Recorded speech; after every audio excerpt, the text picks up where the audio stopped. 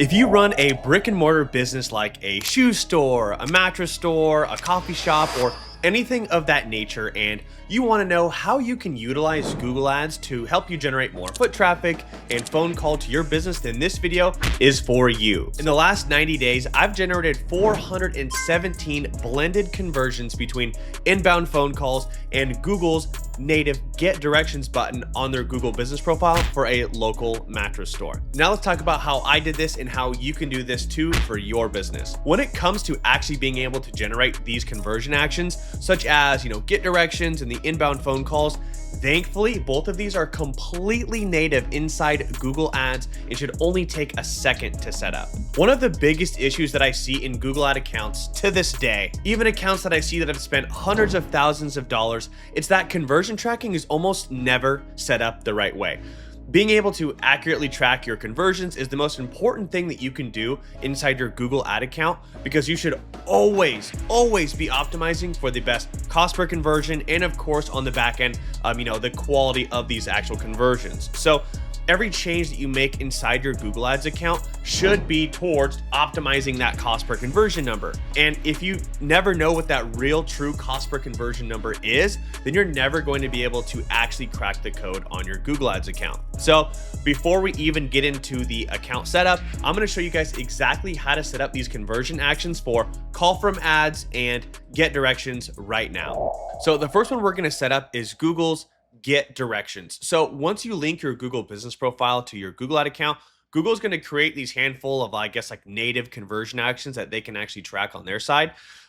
So the one we're going to be using, of course, is get directions. And to link your Google business profile, go ahead and go to Tools, then go to Data Manager, and then you're going to go right into Connected Products. And you can add, a bunch of stuff for whatever reason that you may need it for, but we're going to use the Google business profile. So once you click on that, so I'm not going to show the actual search thing because I don't want it to show all the client accounts that I have on mine, but it's going to bring you right here. You just have one connected. You're just going to click the search thing right here, and it's probably going to just pop up with the one that you have connected because you likely only have one.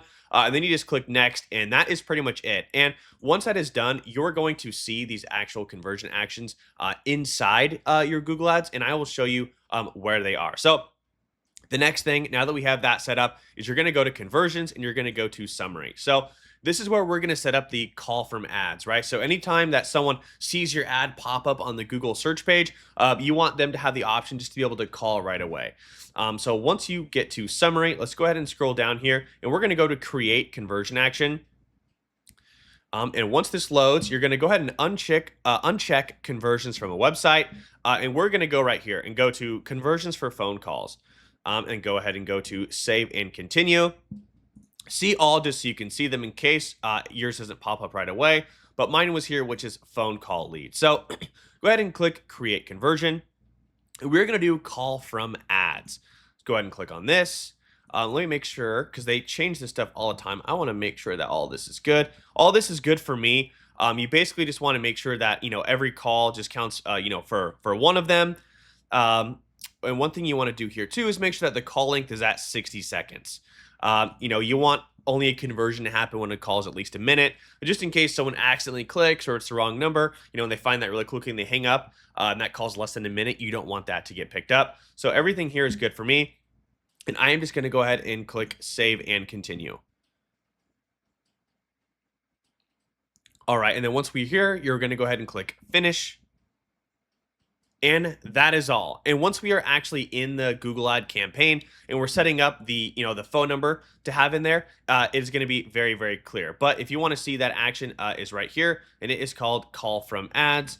Nothing really needed to do here. This is already set up as a primary action, and we're going to actually add it to the campaign itself. So no issues there. All right, now that the conversion tracking is taken care of, let's go about actually making the campaign. So for most businesses, there's only going to be two campaigns that are worth doing, especially in 2026, and that's going to be a search campaign and a performance max campaign. So for our goals, we're going to be choosing a performance max campaign because this is going to allow us to show up on the map pack and advertise your Google business profile, to people who are in the local area and who can come straight to your business or give a quick call. So let's go ahead and click on create, and we're going to go ahead and go to campaign. So now when choosing an objective, we're going to go ahead and click on local store visits and promotions. So notice how this says, it's good for, stores like restaurants, car dealerships, etc. Again, this is also going to work for pretty much any retail business that just wants those actual local visits. And then again, this is just going to bring us right to that PMAX. So no need to even choose because that's really the only option here. And then right away, now that we have those set up, you're going to see that Google automatically grabs these actions. It might show more here depending on what you have set up, just in case you've done anything else. But I'm pretty sure, yeah, if you just go here, you can just click on remove. So these are the real two that we want. So no problem there. And if you have multiple different Google business profiles, you're going to want to choose, or, if your business has multiple locations and they each have their own business profile, you're going to want to specifically choose if you're going to advertise for all of them or one of them, but just make sure that you have that location here. And then for advertising your products from the merchant center, that's only if you're going to be like selling your item online pretty much. So I wouldn't worry about this for most retail businesses. So don't worry about that at all. All right, and then where should people go after clicking on your ads? This is just going to be your website. So just go ahead and put this in here. And I'm actually using a client's Google Ad account right now, just so I can kind of shadow this creation to make sure it's the same as you. So I'm going to blur that out, but just put your website in here. And also, while we're talking about websites, if you want me to handle your Google Ads for you so you can focus on, the more important parts of the business and know that this is handled by an expert, then feel free to go to my website. The link is going to be at the very top of the description of this video. And I'm happy to have a conversation with you about, running your Google Ads, or if you've already been running Google Ads for some time and you're not seeing the results that you want, I am also happy to give you a free live Google Ads audit. That's going to include me basically telling you exactly what I would do to get your account to where it needs to be, and kind of, analyze your current setup and just give you as much help as I can. So regardless of that, go ahead and click next here, and then you're going to notice that your campaign name is going to pop up. So what you want to do here is just give it any kind of name, pretty much. I did this setup on two different accounts here. One right now that I'm using that you can see on the screen. This account actually is a retail business that has the Google business profile attached, and it shows these conversion options. Now I did it also on my account, a test account that isn't set up for this. And there's an option here that's kind of, it's not showing now, but it could come up for you. And it says create campaign with AI. And please uncheck that, because I could spend tens of hours sitting here talking to you about why that you don't want to give Google the control over your bidding, or your keywords or your headlines. So just for now, please listen and just believe me, uncheck that if you see that. But you might not, because I'm not seeing it on here, but I saw it on another test account that I was setting this up for. And then for the account name, or sorry, the campaign name, you can just name it whatever you want. This is completely internal, but just give it a name of something that's going to be, something that you're going to remember, and be able to look at immediately, and know the details of the campaign, especially if you have multiple different campaigns. So I'm going to name it PMAX directions and calls, and then we can just leave it like that. Then I'm going to actually not start creating this campaign, and I'm going to go back to my test account to show you exactly. I can just have a lot more stuff unblurred here because this is like one of my test dummy accounts. All right, and then once you click next, it's going to start going into your actual bidding and stuff. So I'm going to show you guys this on one of my test dummy accounts, just because it's going to have a lot more empty information that I don't care to show. Because what Google's going to do if I use my client's account as a test is it's going to generate all these headlines and stuff, and it's going to be a lot of blurring, but I want you guys to be able to see as much of the screen as I can show you. So we're back to my test account, but this is exactly what you would see. So you're going to see the bidding to start with. You're going to want to do maximize conversions. That's where you're going to want to start.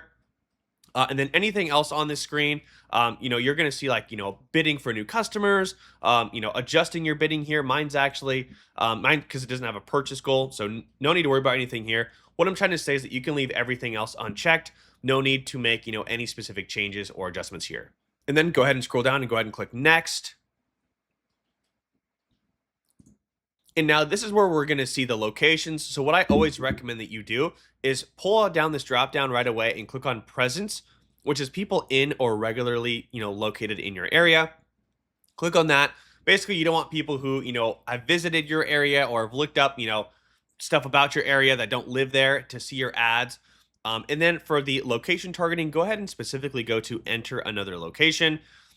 And what I would do, and this is the best strategy for a retail business, is not just to use your city or your your whatever, however you typically would do targeting for a local service business. But go ahead and click on advanced search. Go ahead and go to radius, and I would put the address of your physical building right here, and I would put it at 15 miles. The reason for this is because that is relatively the exact same targeting that's used in your Google business profile. Because this is the targeting that's in your normal Google business profile organically. So we always want to make sure that our ads are coming up that are in a local enough area that someone could actually be, in drivable distance. And as much of the time as we can when someone looks it up on search, we want our map pack and our Google business profile to actually follow that ad as well. So if you're advertising for 20, 30 miles out, your Google business profile is not going to get picked up and it's going to be a standard search ad, which is fine. But 30 miles away to visit a retail store, they likely have one closer, and that's going to be a harder competition. So you kind of want to keep it as tight, as you want. If you're in an area, I don't know, downtown San Francisco, somewhere in New York, you might want to even tighten this up more. But for most places, 10 to 15 miles is good. And that's going to make sure that your area has enough search volume and that your Google business profile is following here. So just go ahead and put the full physical address of your building here. I'm just going to make up something random just so I can actually go on with my campaign creation. I'm just going to put Scottsdale, which is where I live. And then you're going to be all set there. So the next thing here, of course, if you speak any other languages or your clientele does, go ahead and add those here. And then the next thing is you're going to see more settings here. It's kind of hidden. Go ahead and just click on it. It's going to open up this menu here. And the only thing really worth doing is putting an ad schedule and then updating the devices. So the ad schedule, right? If you're a coffee shop and you're open from, I don't know, 5 in the morning to noon or whatever your hours may be, you want to make sure that you have this set here because you don't want people seeing your ads when you're not open. This is different for, other businesses that can call people back in the morning, but we're really here optimizing for those instant phone calls, someone who wants to come visit us now, someone who is, looking for coffee or whatever it may be right now. So go ahead and just make this schedule all days, or if it's, specific days, change the schedule to when you guys are actually open. And if you want to, maybe even 30 minutes before, 30 minutes after, just in case someone wants to be there right on time, whatever it may be. But I would just make sure that that is set up so you're not wasting any spend when your business is not open. The next thing here is I would go to devices. So the reason why that I suggest that you turn off one of these, and that is going to be TV screens, is because that is the only device here that no one can take action on, right? So if someone's on a phone or a computer, or a tablet, they can, I guess call, they can click get directions, whatever they need to do. And that's going to be a lot more search based. But if someone's laying back on the couch and they're watching TV and they see one of your ads, it's not going to be search based. It's going to be, like a YouTube or a photo placement, which in the PMAX campaigns we want to stay away from anyways. We really only want to show ads to where people are looking for it and they can take immediate action. So I would definitely recommend removing television screens here. And then that is all that you need to do. So go ahead and click next. Okay, now we're going to be creating our first asset group. So this is just like an ad group for a search campaign, but Performance Max campaigns have asset groups. Again, it's literally the same thing pretty much. So this is where we're going to, be inputting our keywords or search themes as they call it for a PMAX, going to be creating headlines, descriptions, and basically setting up everything for what it looks like when people actually see our ads and how people see our ads. So I always preach a setup method that's called STAGs, STAGS, which is single theme asset groups. Okay. So what this means is that let's say that you're an auto shop and you have multiple different services such as oil changes, tire rotations, AC checks, etc. Right? You're going to want to have one asset group specifically for oil changes that has oil change related headlines and descriptions and all oil change related keywords, because people looking for an auto shop, and maybe they look up oil change near me, oil changes near me, etc. You're going to want them to be able to see headlines that are for that. You don't want someone to look up oil change near me and see, oh, we do AC checks, stop in today. You don't want any mixture, okay? So if you have different specific services with enough search volume that makes sense to have multiple, then break them out, into different ones. So you're going to want to have different asset groups for all of those other services. So for this example, to keep it simple to do one asset group, we're going to pretend like we are a coffee shop, and we're really going to be looking for people looking for stuff like coffee shop near me, coffee open near me, etc. So we're just going to have one catch-all asset group. So for this example, we're a coffee shop, and we're just going to name this asset group just for us. I'm going to name it coffee near me, and then I'm going to add something here for me. I'm going to say catch all. So this basically tells me that this is like all of it, right? No need to have a specific asset group, a different asset group for coffee shop compared to coffee near me. Like they can all be grouped into one. There's really only one specific service here. So now that we have the naming convention and the strategy set up, we can now move on. So the final URL, this is of course just going to be your website. And then under brand guidelines, always add your business name. Make sure it looks good. Don't do any lowercase for the start of the word. If yours is, I don't know, if your coffee shop name is Awesome Coffee, don't type it like this. You want to make sure that the A and the C are capital. Add your business logo here. And then now we're going to actually get into the headlines and descriptions. So once you scroll down a bit, you're going to see these. And you can see here, mine's going to be, oh, perfect. If I put my mouse here, it shows it. But just to show you this while it's here, you're going to see, like, this is where your headlines are going to get shown. And this is where your descriptions are going to get shown, right? This is an example of what your ads actually look like right now. So as you start to put in headlines and descriptions, you can see it change here and see what they actually look like. So now to talk about actually creating the headlines and descriptions and such. So when I'm writing headlines and descriptions, I always want to use variety. I don't want people to see the same exact headlines over and over, right? Oh, coffee near me, coffee shop near me. That's very repetitive. So Google's always going to use two of your headlines. So I want to have a mixture that, almost everything can complement each other. So I want stuff like local headlines, expertise headlines, right? So locals like coffee shop near you or coffee shop located downtown. Expertise headlines, that's going to be like, oh, rated 5 stars, best coffee 10 years in a row, whatever it is. Convenience headlines, oh, coffee close to your work, coffee in 5 minutes, don't be late for work, stuff like that, right? Offer headlines if you have punch cards or discounts or freebies or, fresh pastries or whatever it may be. And then emotional headlines too, like, start your day off right, great coffee, stuff like that. So I always want to have a mixture of those because Google's going to pick two, and I always want them to complement each other, right? So another good one is like for a coffee shop, like, oh, open early.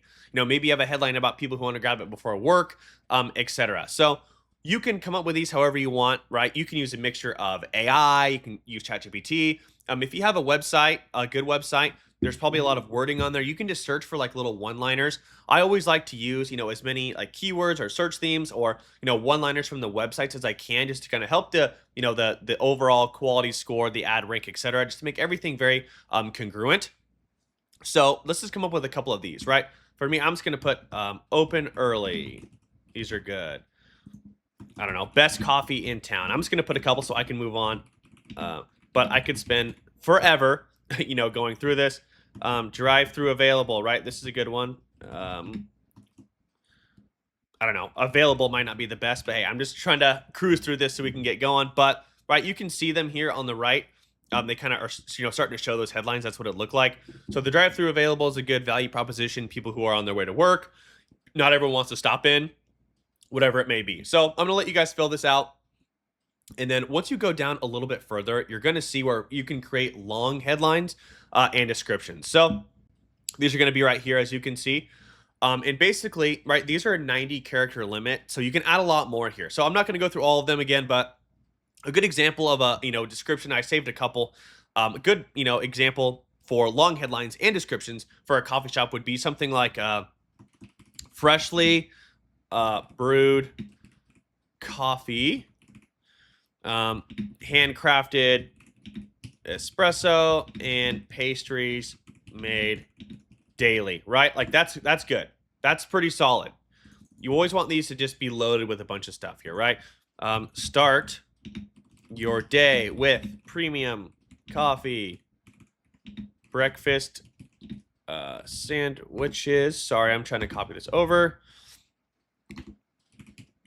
And friendly service. I spelt that wrong. That's okay. And friendly service. Okay.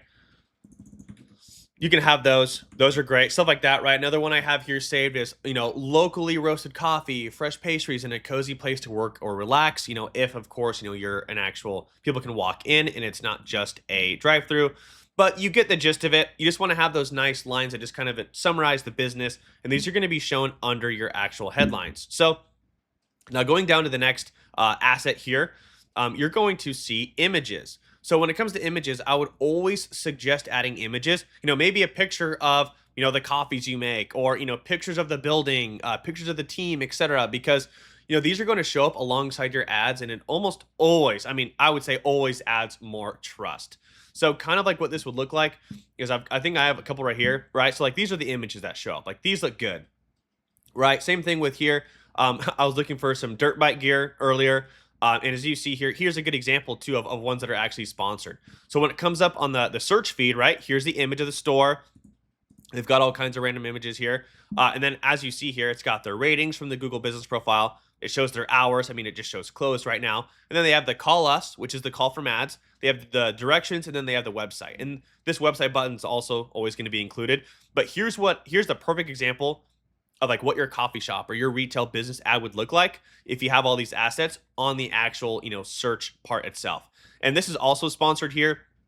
I don't know why these ones specifically don't show the actual directions click like it does here for these coffee ones. Or I'm sorry, not the coffee ones. I guess if you click on it, it will. Google's always like having different variations of ads. Like I saw a plumber near me, and if you look at these, you can click on directions. So it's kind of back and forth. Google's always like, I guess, changing what site links look like. These specifically probably has a lot to do with the fact that they already had it up here. But overall, that's a gist and combination of like what your ads can look like based on the placement, based on where someone is, etc. So kind of going back to this campaign, right? Add the images like I mentioned. And then you're going to scroll down here and you're going to see videos. So you can add a video or a few videos if you want, but you have to be careful because if you start adding a lot of YouTube videos, then this Performance Max campaign is going to start spending on YouTube when you really just want it to spend on search and maps. So just be careful. I personally wouldn't put any videos, but you can depending on your goal. The client, the screenshot I showed at the beginning of this video of the client I'm working on, he's really all about, local awareness and brand awareness. So I do have a small portion of the budget always going to YouTube because, he likes that stuff. And that's great. I think that's a fantastic way, to grow your business locally is, of course, just impressions and awareness. But depending on your goals, that can differ. So the next thing here, and we are almost finished. The next thing here is called site links. So these are like specific things that you have URLs for on your website. Okay. What I mean by that is, so for instance, a lot of companies have a contact us page or a blog page or a here's our services page. So if you have those, just go ahead and put them here. Put a little description, right? Like for me, I have my, my Google Ad services, about us, brand videos, the service offered, etc. Right? Kind of what that looks like. I think I have it here on these the plumbers here, right? So they have stuff like this. They have an offer here, and as you see at the bottom, it goes to their URL for their water heater filtration. They have the contact us, the customer reviews, etc. Those are all good to have. The reason why I like having all this stuff is because it kind of just like puffs up the ads, right? Just makes it all, it's like look better. It, it supports the headlines and just there's more, you take it more digital real estate for no more cost, which is always a great thing here. So going down the call to action, I would just do contact us, right? You're going to have the ones like I showed you that are already like call now and get directions. Those aren't going to change. But if someone sees like one of your image ads or anything like that, you want to be able to say, contact us.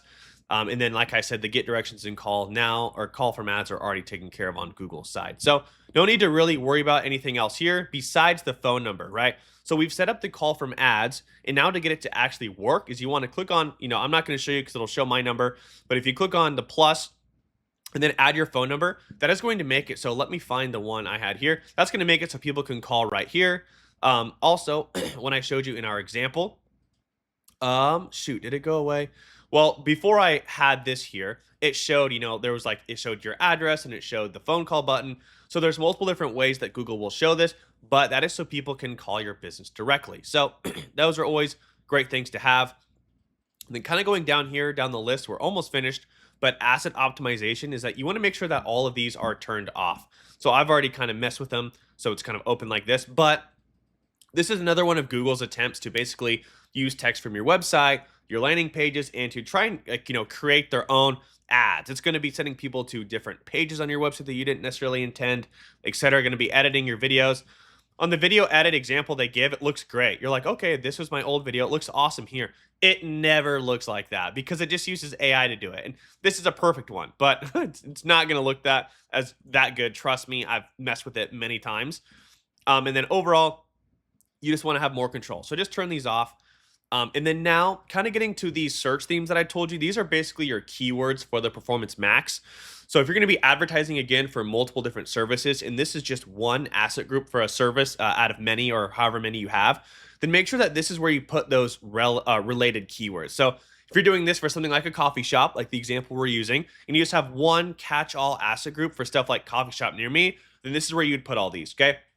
If you're an auto shop and you're like, hey, John, this is just my oil change ad group, this is where you would add all the oil change related keywords. So since we are pretending to be a coffee shop, you're going to want to do the actual keyword volume research here before just putting in random stuff. So I use a third-party SEO tool that helps me I put in a couple seed keywords and it finds other ones, helps me do it very accurately and effectively and make sure I don't miss anything.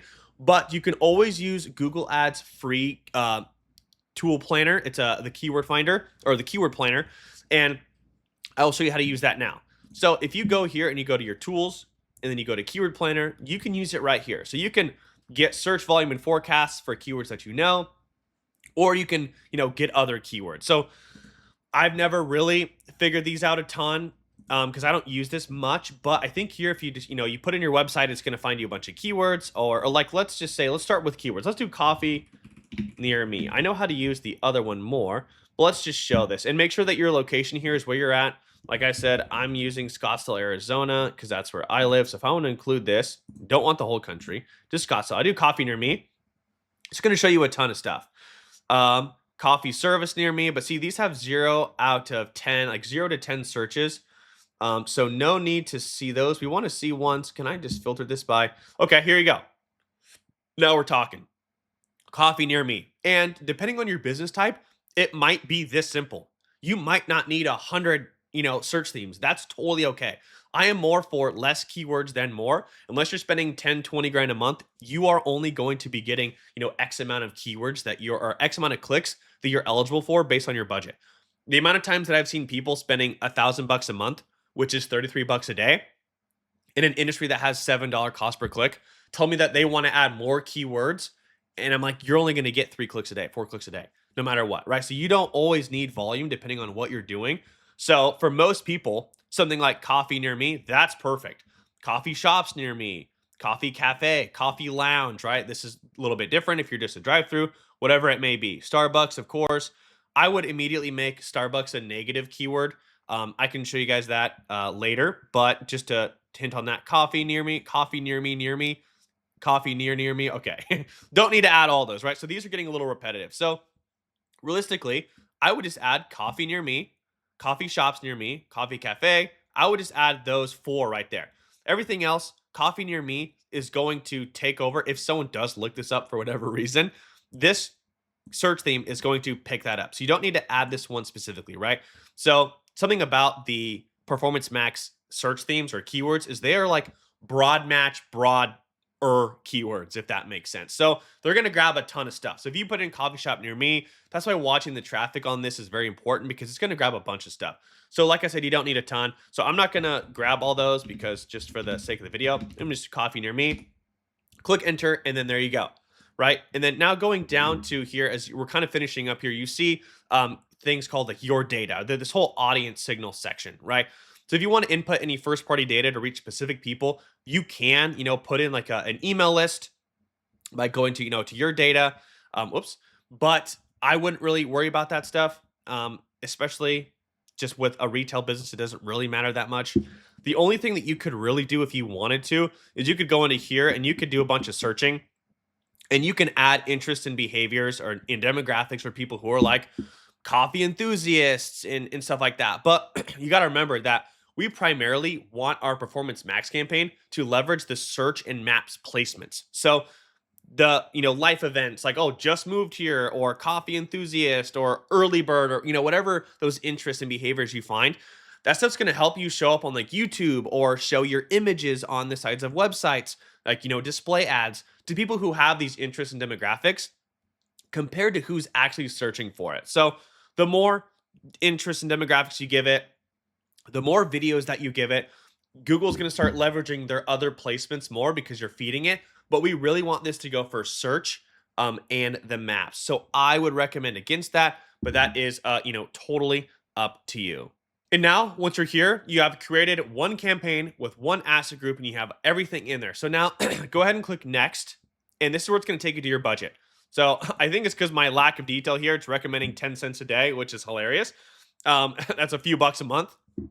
That's hilarious. I've sometimes seen Google suggest I spend $1,000 a day on this when I do these videos, which is kind of funny. So setting your budget here, right? Your budget's always going to be on a daily level. So if you want to spend $1,000 a month, that's $33 a day. If you want to spend $10,000 a month, it's $333 a day, right? You can do the math there.